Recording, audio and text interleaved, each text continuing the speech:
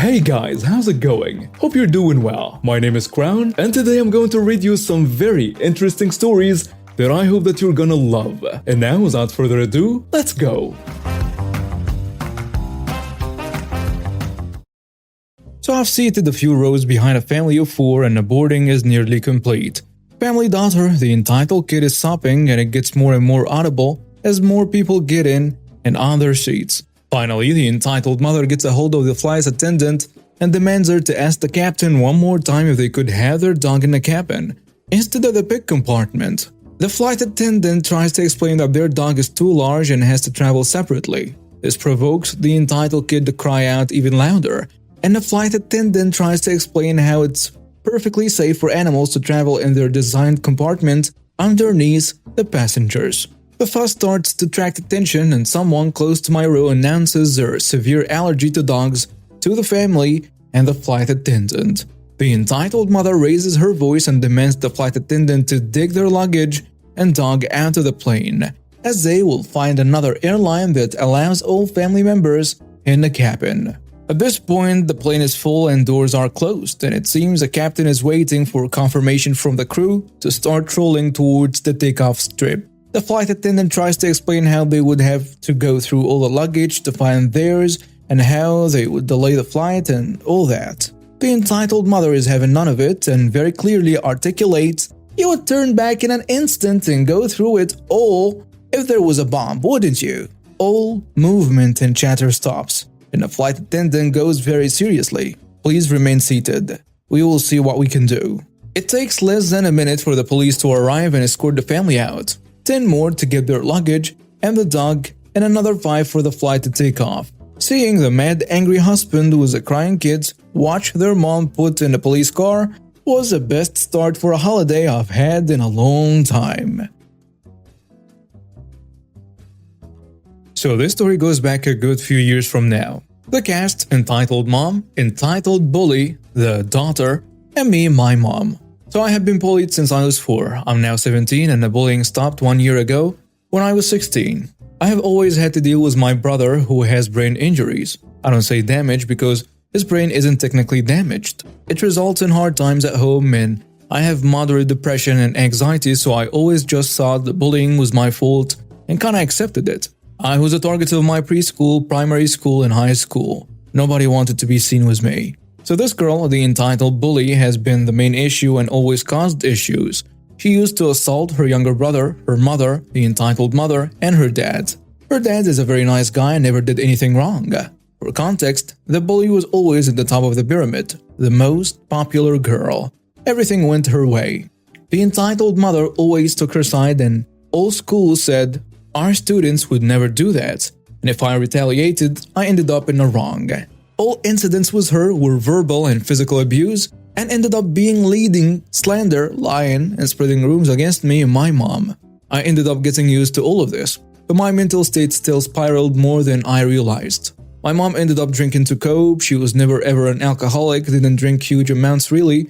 I was never a bad mother. The entitled mother soon spread lies that I was abused at home, that my mom was an alcoholic and began harassing and assaulting me again when I was about 16. I had enough. One day on a bus I overheard her and another boy, foster child and an absolute brat, talking about me, my mom, dad, brother, and grandparents. All bad things. I turned around and told them to shut up. This was taking place on a public bus to high school. The bully girl says, "This conversation doesn't concern you." "Well, you're talking about me and my family. Shut up or share the conversation with the bus." The boy says, "Well, we were talking about how your brother is an R-word, your mom is an alcoholic, your dad is an abusive husband, and your grandparents are delusional." None of this was true. I answer, "Well, you can talk.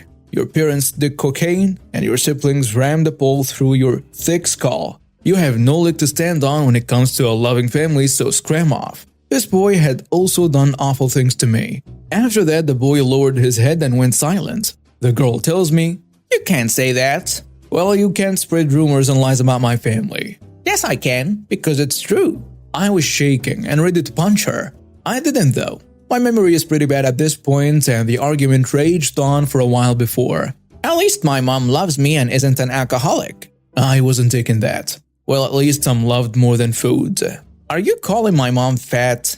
Well, if the boot fits, but let's be honest, it probably wouldn't. She begins ranting and I turn away and start playing on my phone. We get off the bus and the entitled bully follows me around the school before lessons and hunts me down during break and lunch. Home time arrived and I had to go home on a school minibus because I explained the situation to my head of the year, who always knew my situation. The next day or two, I'm back on a bus and nothing happens.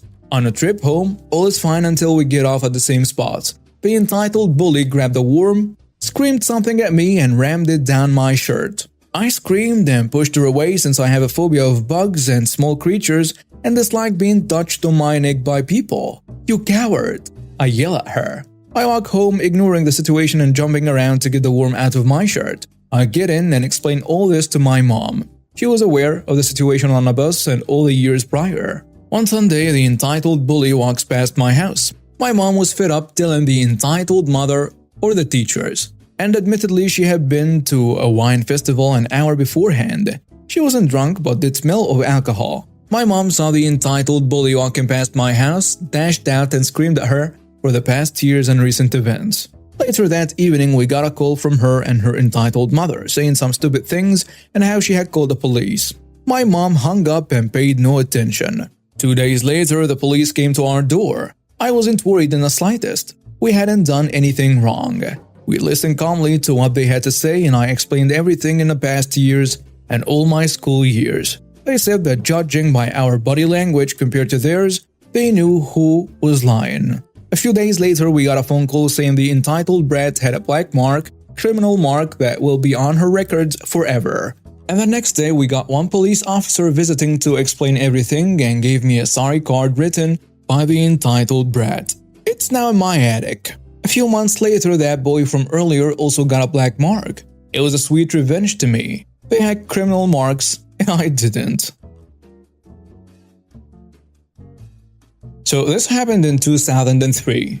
Any dialogue is paraphrased. And I was working at an eye-joist factory as a glue machine operator. Part of my job was to use a special tool that looked like a mini metal hockey stick around 18 inches long to check that the glue was running properly. Without this, I can't check the glue safely. I could use a small stick and reach through the machine to check the far side. The near side was much easier because I wouldn't have to reach through the machine. I just got back from my Monday morning shift and my hockey stick was missing. That means it hasn't been seen since the last shift Friday before. There was a sketchy guy who worked the opposite shift as me who was known for stealing lunches, small tools, nuts, bolts, anything he thought he could steal and somehow was never caught.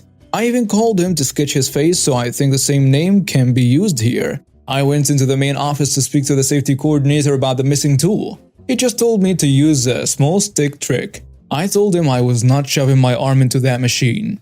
He said if I don't, I can walk out right now. So I walked out of his office and tried talking to the main boss about it, but he told me that he wasn't getting involved.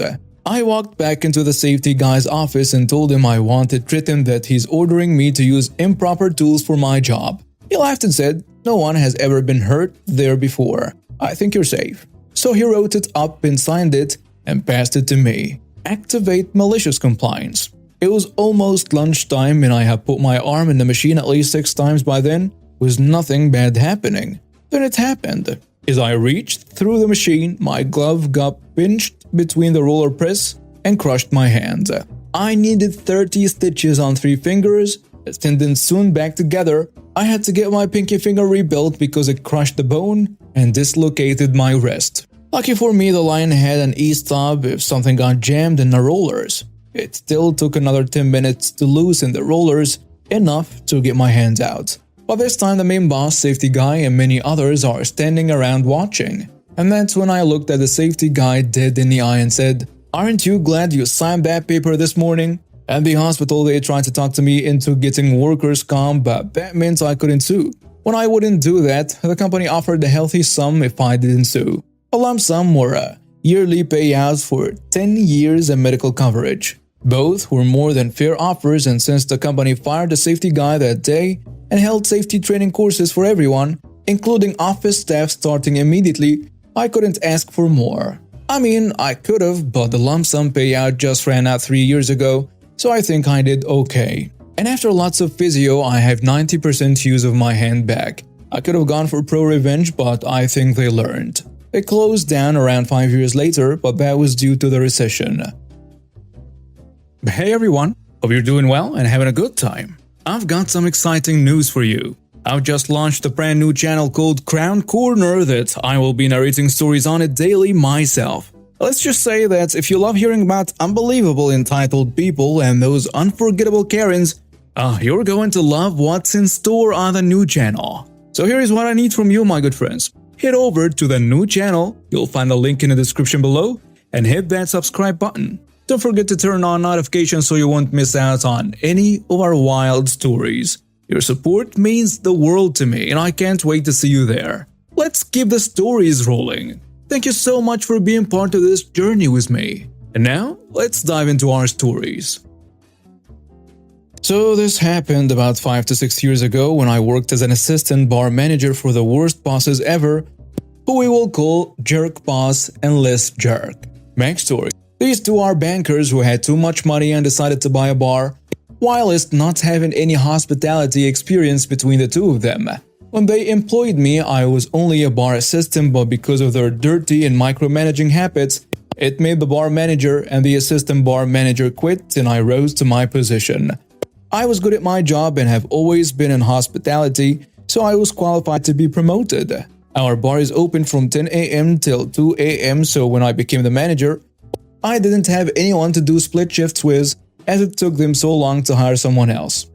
I'll be working from 8 a.m. till 3 a.m. 6 days a week without any complaints. I liked my staff, but I hated my bosses. I was able to form good relationships with customers, so we had loads of regulars coming in when we were open. The sin. So Jerk Boss and Less Jerk had no idea how to serve tables, let alone run a bar, but they refused to listen to any of our suggestions and still wanted massive profits. One way was to keep tabs on big party reservations. When the customers in these parties were drunk beyond belief, they wanted us to add items in their orders that they didn't order and manually increase the price for any liquor that they bought by the bottle so that their bill would be higher. The previous staff were compliant in following their orders, but I had my morals, so I refused to cheat customers. Jerk Boss wasn't happy that I wouldn't listen to him, so he made sure to make it known that he didn't fancy me. He'd constantly berate me in front of new staff or his guests. He'd constantly bring his co-workers in the bar to show off that he was some kind of a big shot in the bar, saying that the only reason why some of our regulars came was because they wanted to ogle at me. Less Jerk would try to defuse the situation and apologize for his friend, but when he'd get drunk, he'd end up doing the same thing. So finally, Jerk Boss decided it was time to get rid of me so that they could replace me with a yes man that wouldn't question them, so they decided to sack me and accuse me of stealing tips, giving away free drinks to my regulars, and abusing the staff. By this time, I already had another job lined up as I had enough of them, so I wasn't really perturbed by losing the job. My issue was that they refused to give me my last paycheck because they had to give me severance, any overtime pay, as well as pay any outstanding annual leave I had. I worked 19 hours a day when I only had to work 8 hours, so I had lots of overtime and had loads of annual leave left, so I couldn't take any vacations because no one could cover me, so they had to pay me a good 6 to 7k for firing me. The revenge. After holding my rightly deserved money back for 2 months, I decided to report them to some government agencies. I reported them to the manpower department, telling them of my work hours and only being given 30 minutes break time, the treatment of their staff as well as their habit of hiring people on tourist visas. If you're on a tourist visa, you're not allowed to work, otherwise you're classified as illegal. I also gave the environment agency a ring and reported the horrible environment of the bar. We had roaches, rats, and when I told the bosses, they just ignored me and said I should just keep it to myself. In addition to most of their staff not having a proper prior food handling training, my staff resigned when I got sacked, so most of the leftover staff were their yes men who loved sucking up to them. I then met up with some of my regulars who had become my drinking buddies and learned that Scum Boss and Less Scum have been telling customers that looked for me that I quit. So when I told them the whole story of what transpired, they got furious and told all their friends and colleagues to not frequent the bar anymore. They didn't like the bosses as well, but came to the bar because of me. Last I heard, Manpower agents audited them and discovered that 80% of the staff were illegals and that they were overworking their staff as well as mistreating them. An environmental agent came unannounced the following week and discovered the pest infestation, hence making the bar's cleanliness rating as D. They got fined about $20,000 for these negligence. And because my regulars stopped coming to the bar, they only had 20 to 30% of their usual customers. They ended up going bankrupt and closing the bar. I, on the other hand, got my money as well as a good story to tell. My husband and I are going to his sister's house on Christmas Eve for a Christmas Eve/Christmas celebration.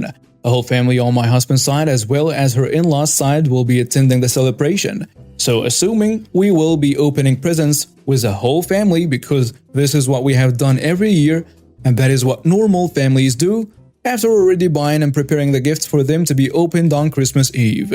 Important, my husband's sister-in-laws are doing a Christmas lunch in which presents will not be given or opened there, and have invited us, and my husband's sister decided to host a Christmas Eve party for the whole family. We came to find out today from my husband's father, to note, not even from his sister who is hosting this whole thing, that we will not be exchanging gifts for Christmas Eve this year or opening them up with everyone together. Instead, the parents are staying the night and will be opening gifts on Christmas morning, leaving me and my husband alone on Christmas morning, while the rest of the family gets to open gifts together. I'm not one to go crazy over receiving gifts, but me and my husband are family-oriented and love to give gifts. The issue here is the whole point of coming together as a family Christmas or Christmas Eve is to generally open up the gifts we got for each other and show thanks and love. We bought gifts for certain people and we will not get the chance to say you're welcome and see their faces when they open up their present. That is literally a big part of Christmas. So I had enough of her. I told her how we felt about this and breaking the family's Christmas tradition and how it looks from our end that we are pretty much being left out. And this is how the conversation went. I first sent her 2 messages asking why we aren't opening gifts and she straight up ignores my question and moves on to asking me why I haven't replied to her mother-in-law's invitation for Christmas Day lunch. Me and my husband debated going because we are going to see them on Christmas Eve. Then she replies that the only gifts she's opening are her in-laws' gifts and her stepkids' gifts on Christmas morning. I say, okay, it's just under the impression that if we're all coming together as a family on Christmas Eve, we open gifts together as a family. I understand for her stepdaughter opening her gifts on Christmas Day, but everyone is getting gifts and giving them the day before, so why would we not open them in front of everyone and see their reaction and say thanks? She says, okay, go ahead and bring the gifts you have for everyone and we will exchange. I tell her no, that's fine, we won't exchange because you seem upset and I wasn't trying to change anything. I have to bring everyone's gifts regardless. And so me and my husband will be opening our gifts on Christmas morning without any family around, which is what I'm getting at. Thank you. And no reply back from her. And now some comments on a post. Someone saying, you're not the jerk. Changing a tradition to intentionally leave people out is rude. Watching people be surprised and hopefully happy about their gifts is one of the best parts of the holidays. But out of curiosity, are you not able to stay the night or come back in the morning? If nothing else, I'd ask to stay the night so you can participate in the gift giving. Another commenter adds, not the jerk. Like you said, Christmas is about giving and being surrounded by loved ones. It's kind of weird to open gifts privately in my opinion. A third commenter goes with, not the jerk. I'd still ask about staying the night, emphasizing it's because you want the whole family to be together. If she says no, find a subtle way to share that information with others. I'd give some pretty suggestions, but that's just me. But if you ask, her response will show where the line in the sand is. And now we have reached the end of today's stories. Thank you for watching and see you next time.